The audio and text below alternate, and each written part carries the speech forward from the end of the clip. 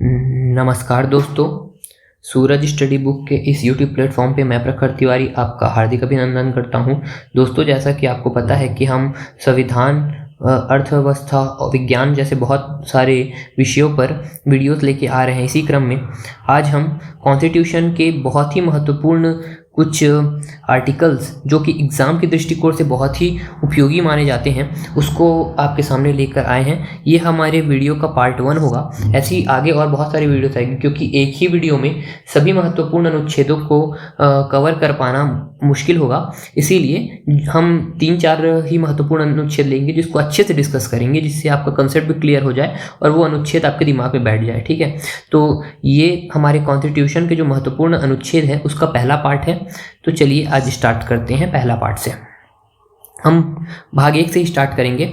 जैसा कि आपको पता होगा कि हमारे संविधान का भाग 1 जो आर्टिकल 1 से लेके 4 तक है, जो कि आर्टिकल 1 से लेके 4 तक है, ये भारतीय संघ यूनियन ऑफ इंडिया और उसके राज्य क्षेत्र मतलब उसके टेरिटरीज के बारे में बताता है। मतलब भारत एक संघ है और उसके क्षेत्र कहाँ तक फैले हैं इसके विषय में जानकारी देता है। तो हालांकि ये बहुत इंपॉर्टेंट भाग नहीं है, लेकिन फिर भी हम शुरुआत कर रहे हैं तो शुरुआत के ही भाग से प्रारंभ करना ज़्यादा उचित लग रहा है, इसीलिए इस भाग को लेते हैं। ठीक है, देखिए थोड़ा जल्दी लेंगे, ये बहुत इंपॉर्टेंट नहीं है। तो आर्टिकल 1, आर्टिकल फर्स्ट में क्या लिखा है? India that is Bharat is should be union of state, मतलब राज्यों का संघ होगा। इंडिया जो कि भारत है वो राज्यों का संघ होगा। ठीक है, पहले इंडिया नाम यूज किया गया है उस अर्थात मतलब दैट इज भारत ऐसे कहा गया है। ठीक है, इंग्लिश से जब हम हिंदी ट्रांसलेशन करते हैं तो इंडिया दैट इज भारत कहा गया है। ठीक है, अब देखिए यूनियन का मतलब क्या होता है ये समझ लेना जरूरी है। बस देखो, यूनियन और फेडरेशन दो कंसेप्ट होते हैं जिस पर कभी हम और बाद में खुल के चर्चा करेंगे, लेकिन हमारे भारतीय संविधान में जो यूनियन का स्वरूप जो लिया गया है, यूनियन का जो स्वरूप लिया गया है उसका मतलब ये है कि भारत जो संघ है ये राज्यों के बीच किसी समझौते का परिणाम नहीं है। मतलब भारत में अभी वर्तमान में जितने राज्य हैं ये कोई कॉन्ट्रैक्ट करके नहीं आए हैं, कोई एग्रीमेंट करके नहीं आए हैं कि हम मिलकर एक भारत देश बनाएंगे। नहीं, सबका अलग अलग अस्तित्व नहीं था, भारत मिलकर बना है सबसे और कोई कॉन्ट्रैक्ट के थ्रू नहीं बना है। ठीक है, तो ये याद रखें कि भारत किसी राज्यों के बीच समझौते का परिणाम नहीं है। और दूसरा इसका मेन होता है कि किसी भी राज्य को भारतीय संघ से अलग होने का अधिकार नहीं है।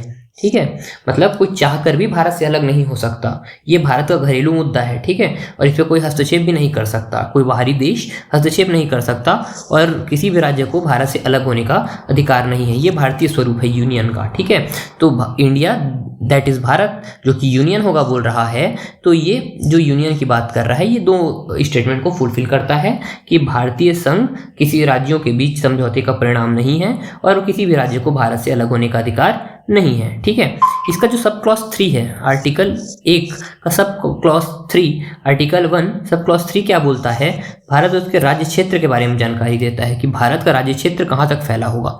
देखिए, भारत का राज्य क्षेत्र राज्यों का क्षेत्र होगा, मतलब जो जितने स्टेट हैं, जैसे वर्तमान में अभी हमारे पास 28 स्टेट्स हैं। ठीक है, तो ये जो 28 स्टेट की जो बाउंड्री होगी ये भी भारत का क्षेत्र होगा। जितने यूनियन टेरिटरीज हैं वो भी भारत का क्षेत्र होगा, जो केंद्र शासित प्रदेश हैं। और इसके अलावा अगर भारत कोई क्षेत्र अर्जित करता है, कोई क्षेत्र एक्वायर्ड करता है, जीतता है, युद्ध के द्वारा जीतता है या किसी भी तरीके से जो कोई अननोन आइलैंड है उसको कब्जा करके जीतता है, कुछ भी अर्जित करता है, वो भी भारत का हिस्सा होगा।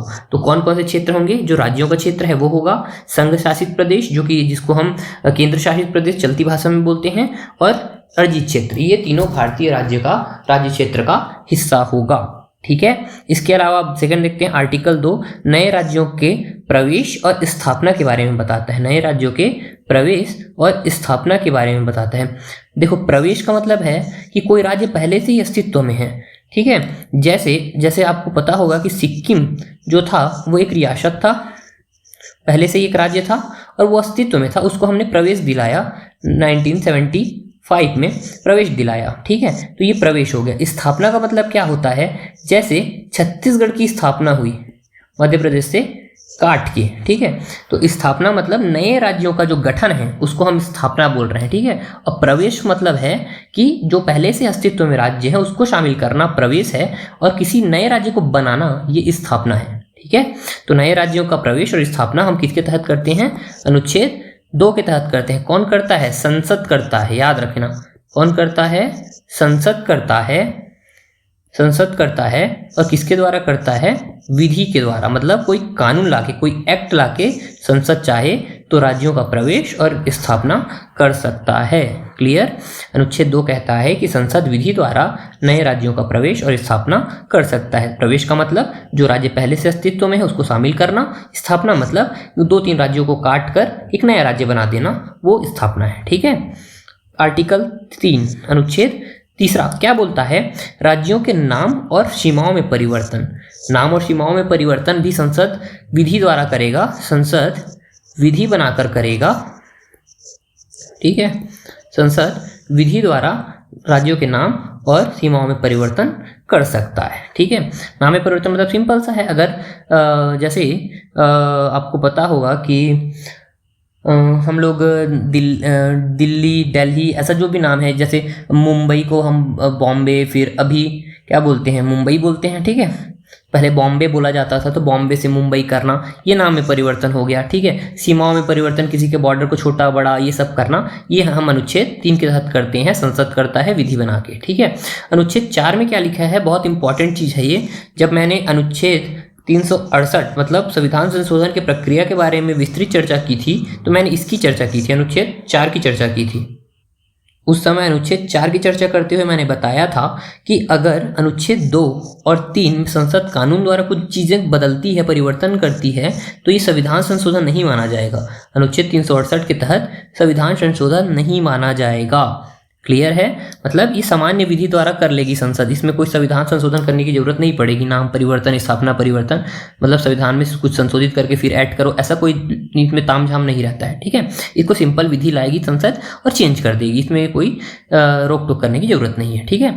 अब देखो इसके बाद जो आता है ना, वो नागरिकता वाला क्लॉज आता है, मतलब भाग 2 आता है, पार्ट 2 कॉन्स्टिट्यूशन का, जो कि सिटीजनशिप, नागरिकता से डील करता है। 5 से 11 अनुच्छेद 5 से 11 ये है, लेकिन इसको हम अभी उतना इंपॉर्टेंट कंसिडर नहीं कर रहे हैं। अब यहाँ से हम जो पढ़ेंगे, क्योंकि ये पहला पार्ट था इसलिए मैंने इसको अच्छे से एक्सप्लेन कर दिया। अब हम यहाँ से इंपॉर्टेंट आर्टिकल ही उठाएंगे। ठीक है। तो हम यहाँ से सबसे पहला इंपॉर्टेंट जो आर्टिकल मेरे हिसाब से जो लगता है और जो कई बार फंसाने का क्वेश्चन पूछता है कि अनुच्छेद 12 में जो राज्य की परिभाषा है, इसमें कौन कौन सी चीज़ शामिल होते हैं, मतलब कौन कौन सी संस्थाएं, कौन कौन सी इंस्टीट्यूशन इसमें शामिल होते हैं, ये समय समय पर पूछा जाता है। ठीक है। तो अनुच्छेद 12 क्या कहता है? मूल अधिकारों के संबंध में राज्य की परिभाषा क्या होती है? मूल अधिकारों के संबंध में, क्योंकि आपको पता है कि अनुच्छेद 12 से लेके 35 तक मूल अधिकार की चर्चा है। ठीक है। तो मूल अधिकार के संबंध में जो राज्य की परिभाषा है उसके बारे में चर्चा करती है। ठीक है। तो पहला चीज जो चर्चा में आता है कि राज्य में कौन सा शामिल होगा? भारत सरकार, गवर्नमेंट ऑफ इंडिया और संसद भारत सरकार का ही हिस्सा माना जाता है। ठीक है। तो भारत सरकार और संसद सबसे पहले शामिल होगा। राज्यों की अपनी सरकारें और विधानमंडल ये भी शामिल होगा।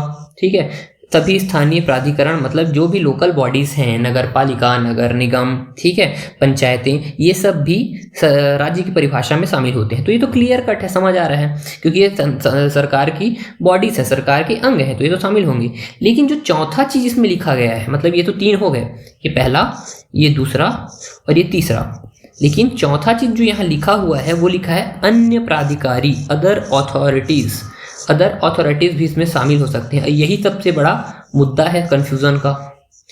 अब अदर अथॉरिटीज में कौन से अथॉरिटीज, मतलब बहुत सारे प्राधिकारी हैं, अथॉरिटीज हैं, सब शामिल हो जाएंगे क्या? तो इसी पर बहुत सारे डिबेट हुए थे। ठीक है। इसी पर बहुत सारे डिबेट हुए थे, जिस पर निर्णय ये निकला, बहुत सारे वाद जो सुप्रीम कोर्ट में गए। तो अन्य प्राधिकारी का मतलब ये है कि अगर कोई भी बॉडी मतलब कोई भी हिस्सा, कोई भी अंग, कोई भी इंस्टीट्यूशन सरकार से किसी प्रकार का क्या लेता है? वित्तीय सहयोग लेता है या सरकारी कंट्रोल में काम करता है, सरकारी नियंत्रण में आता है, या किसी भी प्रकार के सरकार से क्या लेता है? मतलब फेवर लेता है, कुछ भी फेवर अगर सरकार उसको कर रही है वो भी। और इसके अलावा पब्लिक इंटरेस्ट का मुद्दा है, अगर कोई भी जो बॉडी है वो पब्लिक इंटरेस्ट, मतलब लोग क्या बोलेंगे इसको, लोक कल्याण के उद्देश्य से अगर स्थापित की गई है, पब्लिक इंटरेस्ट के लिए स्थापित की गई है, तो ये सब चीज़ें अन्य प्राधिकारी के तहत राज्य की परिभाषा में शामिल होगी। जैसे ONGC, ठीक है, oil and natural gas corporation, Indian government का है, तो गवर्नमेंट का वित्त लगा हुआ है उसमें, गवर्नमेंट को उससे फंडिंग भी मिलता है, गवर्नमेंट के नियंत्रण में भी है, तो वो भी क्या हो गया, अन्य प्राधिकारी के तहत राज्य की परिभाषा में शामिल हो गया। LIC भी क्या हो गया, वो भी सेम भारत की संस्था है, सरकार की संस्था है, तो वो सरकार का डायरेक्ट कंट्रोल है उस पर, तो ठीक है, वो भी राज्य की परिभाषा में शामिल हो गया। अब आप लोग बताइए, BCCI आप लोग जानते हैं ना, बोर्ड ऑफ कंट्रोल, जो क्रिकेट को कंट्रोल करता है, ठीक है, क्रिकेट कंट्रोल करने वाला जो इंस्टीट्यूशन है BCCI, क्या ये राज्य की परिभाषा में शामिल होगा? इस पर विचार कीजिए, आप खुद बताइए इसको सोच के। देखिए इसका आंसर मैं बता देता हूँ आपको। 2005 में एक वाद आया था, ठीक है, जी टेलीकॉमर्स वर्सेस यूनियन ऑफ इंडिया, 2005 का वाद है, आप सर्च कीजिएगा। 2005 में BCCI पर एक वाद आया था जिसमें कहा गया था कि BCCI जो है ये ना तो सरकार के कंट्रोल में है, ना कि सरकार की किसी विधि द्वारा स्थापित है, ना सरकार से कोई पैसा ले रही है, ठीक है, तो इसलिए ये BCCI जो है ये राज्य के हिस्से में, राज्य के अंग के रूप में, राज्य की परिभाषा में शामिल नहीं होगी, ठीक है। तो ऐसे बहुत सारी चीज़ें हैं जिस पर समय समय पर डिबेट होता रहा है। तो कुछ कुछ बॉडीज आप याद रखेंगे जो भारत सरकार के कंट्रोल में है, वित्तीय फायदा उठा रही है भारत से, या कंट्रोल में है, या सरकार किसी तरह फेवर कर रही है, मतलब उसको लैंड दे रही है सस्ते दामों में, या कहीं विशेष स्थान में उसको बसाया जा रहा है, जैसे सेज मॉडल जो बनता है, वो इकोनॉमिक की भाषा है, मतलब जो स्पेशल इकोनॉमिक जोन जो बनते हैं वो सब के लिए जो स्पेशल फेवर्स होते हैं वो अगर गवर्नमेंट कर रही है, या पब्लिक इंटरेस्ट का है, वृहद पब्लिक मुद्दा इसमें शामिल होता है, तो ये भी क्या है, राज्य की परिभाषा में शामिल किया जा सकता है, ठीक है। तो आर्टिकल 12 आपको क्लियर हुआ, राज्य की परिभाषा में क्या क्या शामिल होगा, भारत सरकार संसद, ठीक है, राज्य सरकार विधानमंडल, सभी स्थानीय निकाय और अन्य प्राधिकारी, जिसमें ये जो 2-3 कंडीशन आप याद रखेंगे, ठीक है। चलिए आर्टिकल 13 देखते हैं, ये बहुत इंपॉर्टेंट है। अन्य विधियों से मौलिक अधिकारों की सुरक्षा, ये सुरक्षा है, प्रोटेक्शन देता है मौलिक अधिकार को, मौलिक अधिकार को प्रोटेक्शन देता है, ठीक है, मौलिक अधिकारों को प्रोटेक्शन देता है।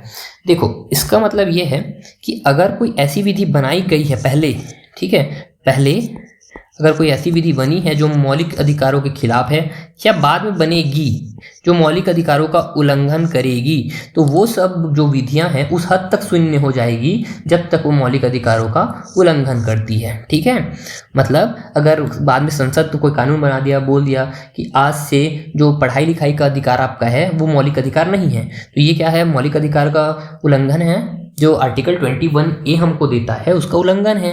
और हमारे प्राण एवं दैहिक स्वतंत्रता के तहत आर्टिकल 21 में भी है हमारी शिक्षा का अधिकार, एक तरह से बोल सकते हैं 21 बहुत ब्रॉड है, तो उसमें कुछ भी शामिल हो सकता है, ठीक है। तो 21 के तहत हम बोल सकते हैं कि ये जो कानून लाया है वो मौलिक अधिकारों का उल्लंघन और उसको शून्य कर सकते हैं। तो ये एक तरह का क्या है, प्रोटेक्शन देता है मौलिक अधिकारों को, सुरक्षा कवच है, ये सुरक्षा कवच है जो कि मौलिक अधिकारों को सुरक्षा देता है, ठीक है, क्लियर। आर्टिकल 13 बोलता है कि कोई ऐसी विधि जो पहले बनाई गई हो, मैं सरल भाषा में बता रहा हूँ, तो कॉन्स्टिट्यूशनल लैंग्वेज में नहीं, आपके समझने की भाषा में, उसमें भूतलक्षी प्रभाव ये सब लिखा रहता है, उस पर मत जाइए, आप समझिए कि जो पहले कानून बनाए गए हों जो मूल अधिकार के खिलाफ हों या बाद में बनाए जाने की संभावना हो, वो उस हद तक शून्य हो जाएगी जिस हद तक वो मौलिक अधिकारों का उल्लंघन करता है, ठीक है, क्लियर। और ये एक तरह से जुडिशियल रिव्यू, न्यायिक पुनरावलोकन, न्यायिक पुनरावलोकन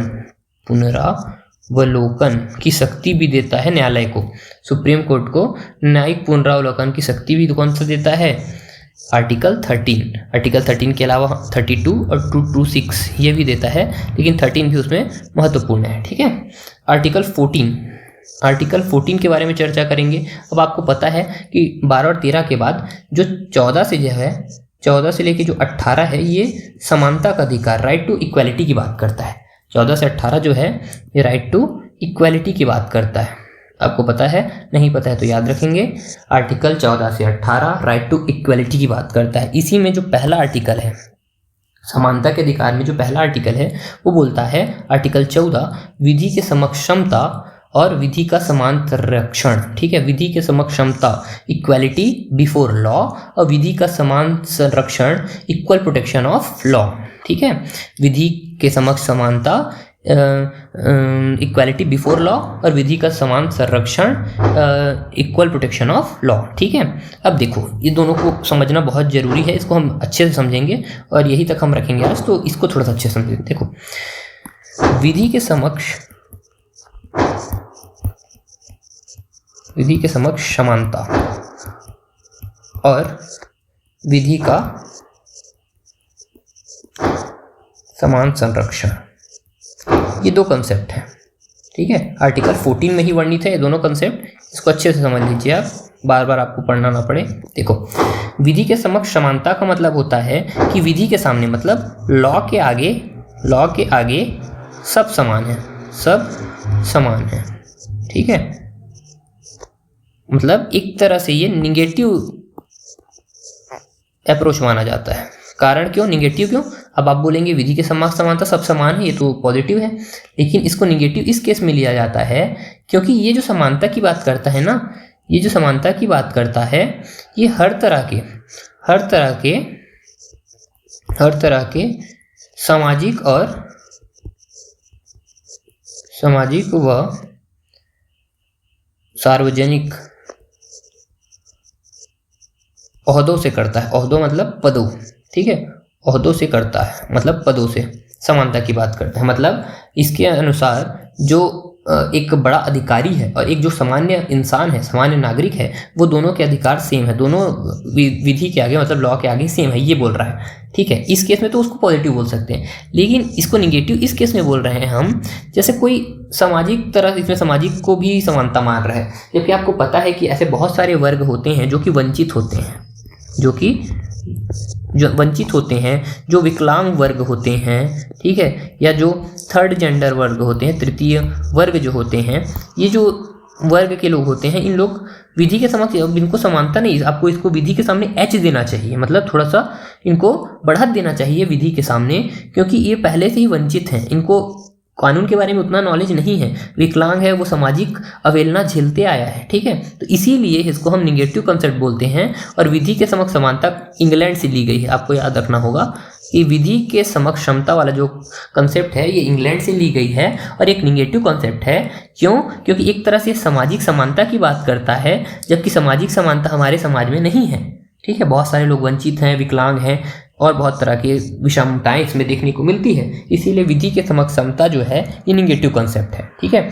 अब विधियों का समान संरक्षण, ये है अमेरिका का कॉन्सेप्ट, अमेरिका का कॉन्सेप्ट है और एक पॉजिटिव कॉन्सेप्ट है, एक पॉजिटिव कॉन्सेप्ट है। अब इसको पॉजिटिव क्यों बोल रहे हैं समझिए, यहाँ पर देखिए, इसको हम लोग पॉजिटिव इसलिए बोल रहे हैं, विधि का समान संरक्षण का मतलब है कि लॉ तक सबका पहुंच हो, लॉ तक मतलब विधि तक सबका पहुंच हो, सबका पहुंच हो, तो हर कोई लॉ तक पहुंचे, ये तो अच्छी चीज़ है ना। मतलब कोई विकलांग हो, वंचित हो, गरीब हो, दरिद्र हो, या अलग कास्ट से हो, किसी धर्म संप्रदाय से हो, हर तरह के जो लोग हैं अगर वो विधि तक पहुंच पा रहे हैं तो ये तो पॉजिटिव हुआ।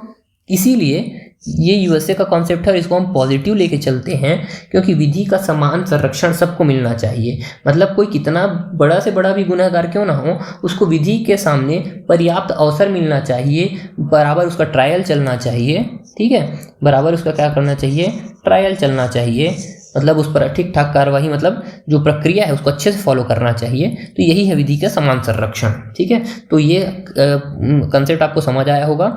आर्टिकल 14 जो क्या बोलता है, विधि के समक्षमता और विधि का समान संरक्षण, इसको हम निगेटिव कंसेप्ट लिए, हम नहीं लिए, मतलब ये जो दार्शनिक हैं, जो विद्वान हैं वो मानते हैं, ठीक है, और इसको पॉजिटिव मानते हैं। क्यों मानते हैं ये मैंने बता दिया।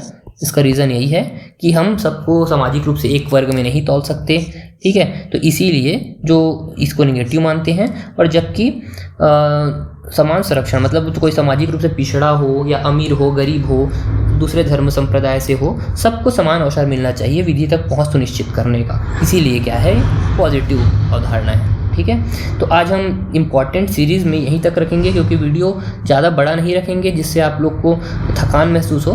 तो आज हमने 4-5 अच्छे आर्टिकल के बारे में चर्चा की। आप इसको बार बार देखें, और अगर आपको कोई डाउट हो तो उसको कमेंट सेक्शन में पूछ सकते हैं। और हम इस जो सीरीज़ है इसको और आगे बढ़ाएंगे और कोशिश करेंगे कि कॉन्स्टिट्यूशन के हर महत्वपूर्ण आर्टिकल तक हम पहुंच सकें अच्छे कंसेप्ट के साथ, ठीक है। तो अगर आपको हमारा वीडियो पसंद आया होगा तो चैनल को सब्सक्राइब करें, लाइक करें और कमेंट करें। धन्यवाद।